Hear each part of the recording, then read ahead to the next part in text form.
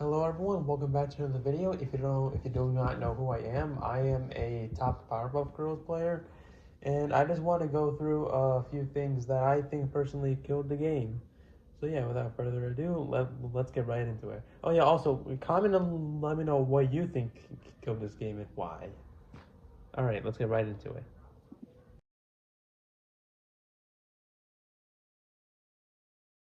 All right, I am starting off with this reason because I think this is the biggest reason as to why the game died. Yeah, why is every character put under a paywall? You should just given us all the characters for free, or at the very least kept gold, and let us pay for characters with that. And you're probably gonna wonder how the game is gonna make money if that's so.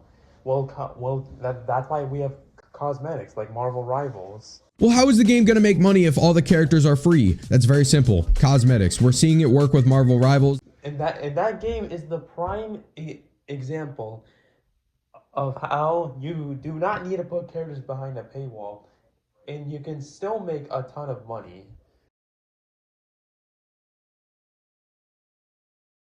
Now for my second reason, tying in to the first reason, the monetization is actually atrocious. Like no one is going to waste $100 for 12,000 Gleamium just just to get all the characters. Yes, I know they improved this with the Fighter Road, but like even that has its issues because nobody also wants to grind for their character. They just want their character like just right off the bat. So to avoid that from happening, you should have just given us all the characters for free, or at the very least kept gold and let us purchase fighters with gold, like how we did in the beta. Oh, and by the way, I wasn't that much of a beta player. I didn't have an account during the beta. I have played it a few times though.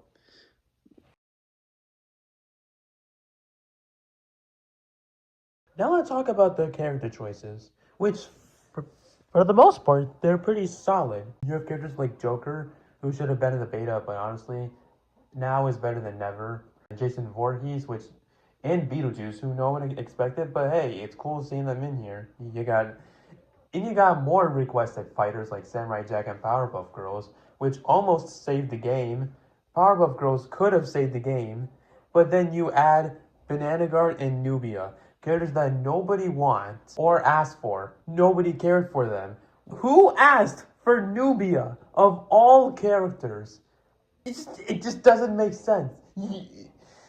I could think of so many characters that could have fit the theme of girl power, or even Sugar Spice and Everything Nice, better than Nubia. Are you, if you want to add a DC character, just add this character. Are you ready? Boom, Starfire. Sure, she may not be that much requested or anything, but I think people would have been fine with her because at least people know more about Teen Titans than Nubia.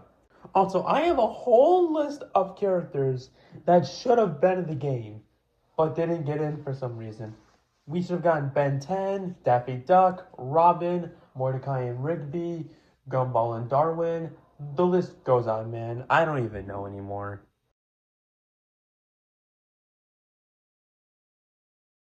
If you're in Season 1 OG, you may know that the gameplay was super slow compared to how it was in the beta.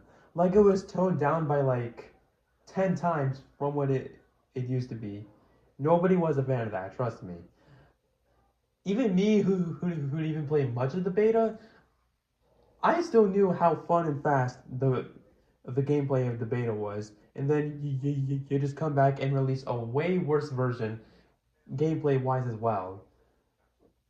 They fixed this in Season 5, luckily, but I don't think it really saved the game too much.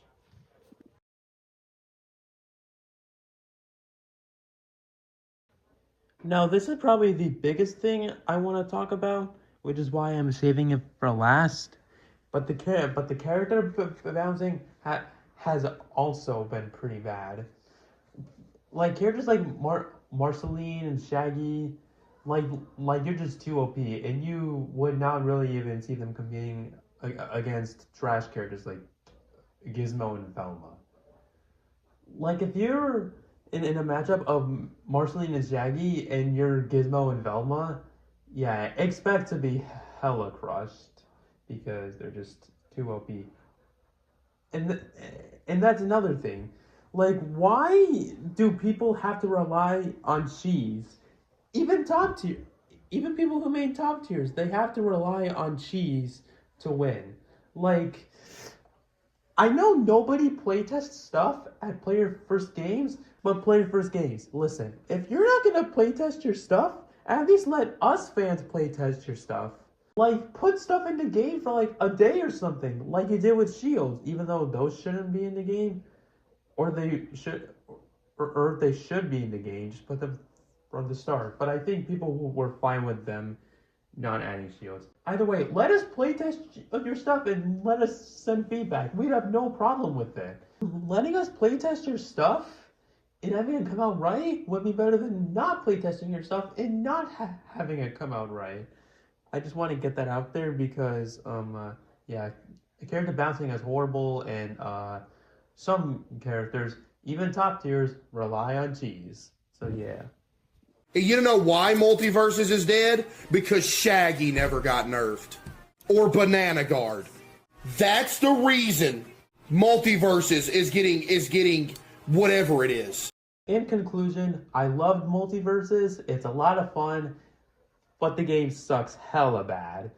And if you have not played MultiVersus yet, I would not recommend trying it out in these next 3 months. Unless if you really want to, and you're seeing that it's heavily improved, then have at you. No one is stopping you from doing what you want to do. If you want to try it out, try it out. If you don't, then just don't.